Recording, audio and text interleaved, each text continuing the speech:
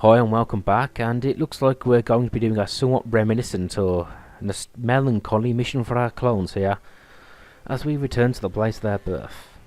Yeah, and I'm sure I'm not the only person who saw the similarities between the cloning facility and the cloud city of Vespin from Empire Strikes Back. Officially, It's like poetry, it there rhymes. never was a clone rebellion on Camino.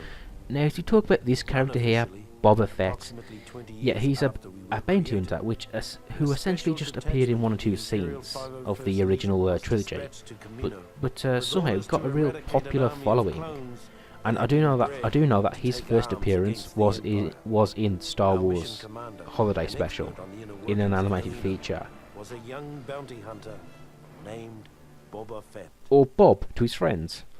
But anyway, that was his first appearance, and of course, you might think he died in Return of the Jedi when he got eaten by the Sarlacc, or the big desert thing.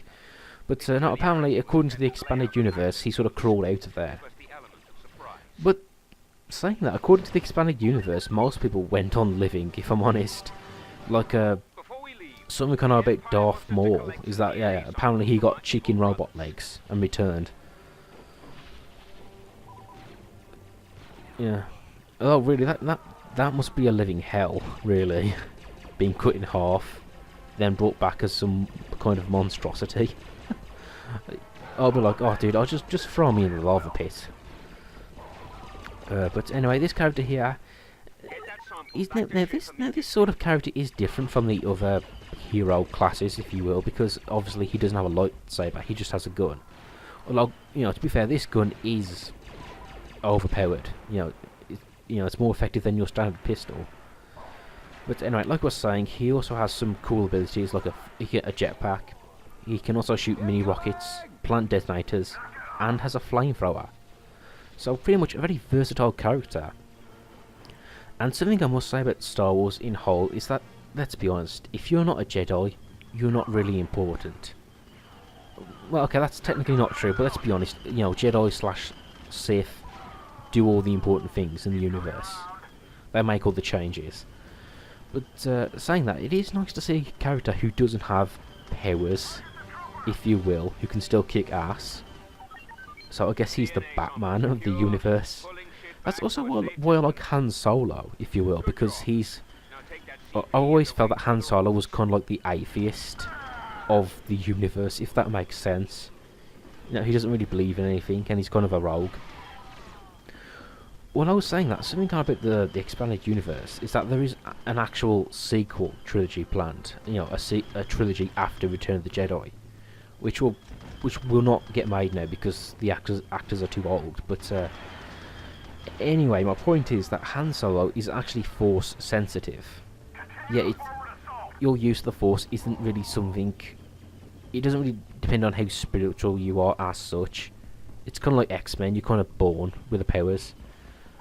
And like I was saying, I kind of find that disappointing that Han Solo, I liked him because he was a rogue that used a gun, and he didn't really go in for the Force thing, but no, it turns out he's Force sensitive, and he does become a Jedi at least, or something. When do I get paid? And speaking of these hero characters, is that they seem to have a time limit on them. Boba Fett on the job.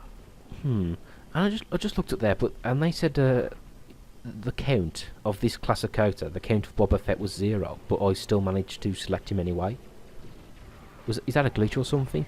But anyway, something I do really like about how I played this mission, if you don't mind me stroking my own ego, is the fact that I managed to do it just using Boba Fett for the most part.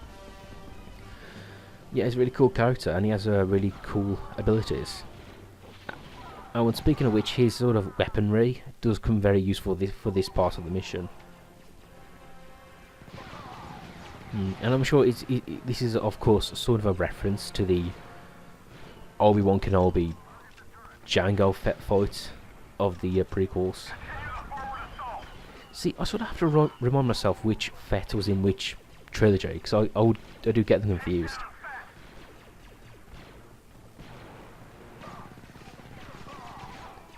And of course, pro tip here, enemies drop ammo, so yeah, you might want to use that to your advantage. But anyway, like I said, he's a main.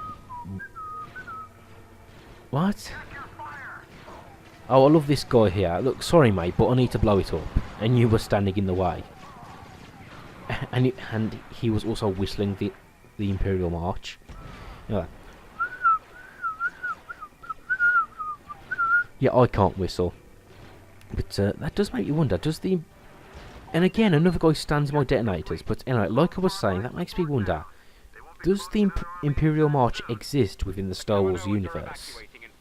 I mean, I know it's a thematic theme the audience can hear, obviously, but is it the actual national anthem of the Galactic Empire?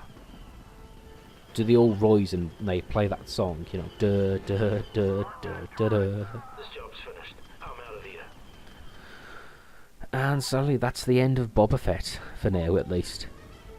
Oh, but speaking of which, in other ways, it does turn it for the best because the Shock Trooper is a lot better for taking out these two ships.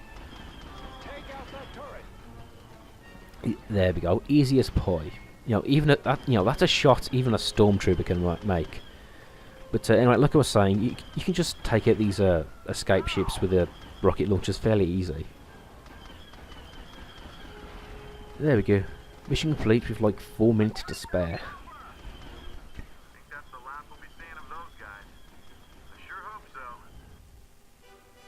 Oh, that's kind of sad. I mean, they are your brothers, after all. Oh, but speaking of which, in this mission, you know, the lock-on feature, or the targeting feature, I should say, of this game comes in is really useful, because obviously the clone troopers and the stormtroopers look very similar. So you know that little feature was very useful to help me find who to shoot. Speaking of which, you can turn off friendly fire, so that you can't actually damage your fellow allies, as it were. But I decided to leave it on because I think that main story is sort of easy enough as it is. Although granted, you can play this on difficulty, but I chose to play it on normal. Just because that's how I do things. You know, that way, I'm not being cheap by playing it easy, but at the same time, I'm not making it too difficult on myself.